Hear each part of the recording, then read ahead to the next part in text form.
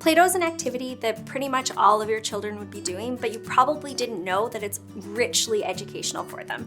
It promotes imaginative play, it promotes higher thinking skills, it helps them develop the motor skills like hand strength and pincher grasp, and it's also a great sensory experience for them and can often help promote self-regulation if they're feeling overwhelmed. So today we will teach you how to make your own taste-safe homemade Play-Doh. So all you need to do is you add 2 cups of flour, half a cup of salt, 2 tablespoons of oil, 2 tablespoons of cream of tartar. Mix that up.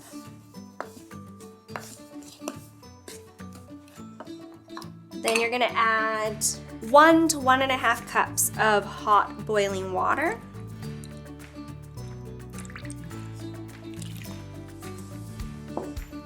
And a few drops of food coloring. You'll mix that all up and you'll keep stirring it until a nice dough is formed. So you'll keep stirring, and sometimes you'll need to add a little bit more water if the dough seems too dry, or a little bit of more flour if it seems too wet. Then all of a sudden you'll have your beautiful Play-Doh. You can store the Play-Doh in a Ziploc bag for up to 6 months to keep them nice and fresh, so you can keep playing with them again and again.